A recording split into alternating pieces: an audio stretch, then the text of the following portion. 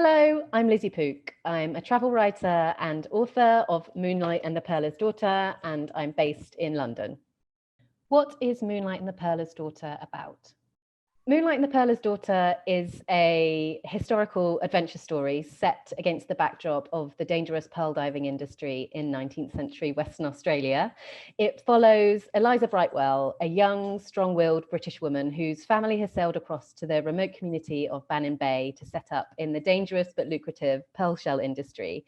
One day when Eliza's father, Charles, the eccentric captain of a pearling lugger, goes missing from his ship under suspicious circumstances, it falls to Eliza to uncover the truth of what's actually happened to him.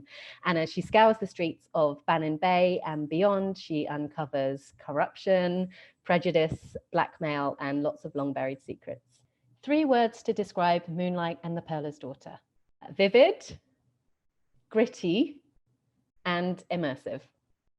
What does my writing routine look like?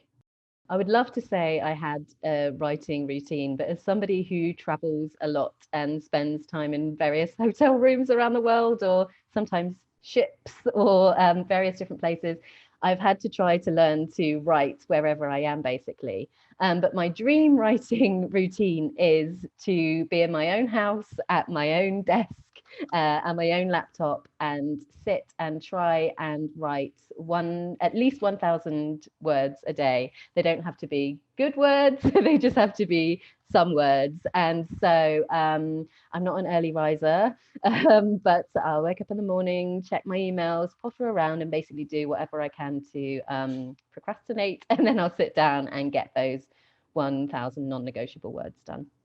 You could probably write 3,000 words a day, but just having that, I think having a target that is actually doable is way more motivating than big numbers. Some people set hours as their limit, so like, oh, I'll do 4 hours or something a day, but my brain doesn't work like that. Often it's like really fatigued, and it's just a case of finding a way to get those 1,000 words done somehow. So that might be like 200 words and then a break and then this and this, or sometimes it's just like bash those 1,000 words out and then go and have a walk or something, or go and have a swim or something. Yeah. Oh God, and I know some people who will try and write 1,000 perfect words, and I know some people who are just like put X's in it or notes to themselves, and then move on because you're just getting to the end of it and then you'll go back and revise it. So that's much more my sort of routine, just get the words down because you can't edit a blank page. Other than a writer, what's my dream job? Growing up, I was absolutely obsessed with wildlife, and it was a sort of love that my dad instilled in us, me, my brother and my sister. And so I think my dream job, if I wasn't writing, would be something like a wildlife camera woman, traveling around the world and searching for different animals and filming them and studying their behavior. I think that would be a dream job. In real life, what's my kind of adventure? I think for me, my favorite kind of adventure is heading out into nature, cutting myself off from the real world, and that's probably technology, phones and things like that, but being in search of something. So for me, that's probably being in search of some sort of animal or some sort of rare thing that I can only see in that particular place. But there's something exhilarating about being out in the world looking for something. So some of my favorite adventures have been searching for snow leopards or searching for Ethiopian wolves in the Bale Mountains. And so it's always that kind of hopefulness that comes with adventure, the fact that you might see something rare and something exciting. And yeah, sometimes you don't know that an adventure's going to hit you. You don't know that you're on an adventure until you're in the middle of the adventure. Oh my gosh, how has this happened to me? And I think that's the thrill of it, really. What is the best thing about being a writer? I would say the best thing about being a writer is being able to take a subject or even just a snippet of information that fascinates you and having the privilege of being able to research that thing and learn everything that you can about that thing, and just immersing yourself in, maybe it's a particular part of the world or a particular part of history, or you know, a shipwreck, or an animal or something like that. And I just think it's such a joy and such a privilege to be able to spend your time really studying something and learning new things every day. And that just makes the writing process, which can be a real slog, it keeps it fresh and keeps it exciting. And I just think being curious every day is the best thing about being a writer. What is the hardest thing about being a writer?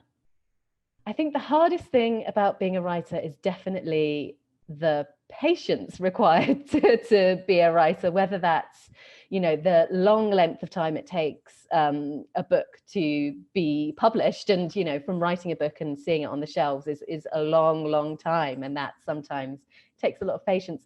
But also you can have an idea for a book that you feel so desperate to get out of your head and onto the page, but actually writing a book takes a long time too. And so that requires patience to sit down and go through the motions of getting it out of your head and onto the page. And sometimes it can be frustrating, sometimes it can be a real slog. But yeah, I'd say it's definitely having to learn the art of patience.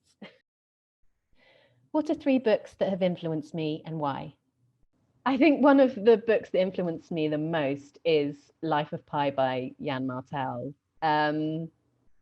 Reading that book just felt like being swept up in magic, and I've never felt so immersed in a story. And it's such an outlandish book as well, but I think it takes skill to pull something like that off. And so that's definitely always been a big influence in my writing.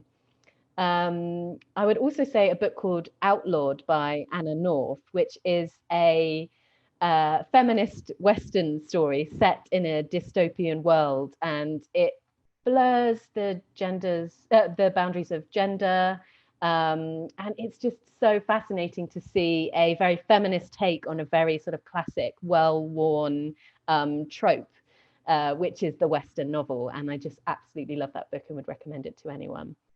And another one is How Much of These Hills is Gold by Sipam Jung, which is again an interesting take on the Western genre. And it's a sort of gold rush landscape that's inhabited by these sort of ancient saber-toothed tigers. And it's just a really fascinating, refreshing take on that genre too. And so those are 3 books that come to mind.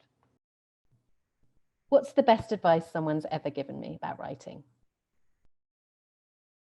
So the best piece of writing advice I've ever heard is that your muse is your bitch.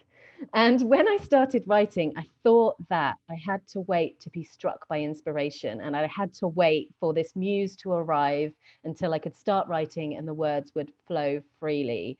And I thought that if that wasn't happening, then I wasn't doing it right. But to hear this piece of advice reframed my thinking entirely about what creativity is, and to be told that actually creativity is something that can be summoned, really changed the way that I approached writing. And actually, when it comes to it, writing a book is a case of sitting down, telling your muse when to turn up, telling your creativity when to kick in, and starting writing.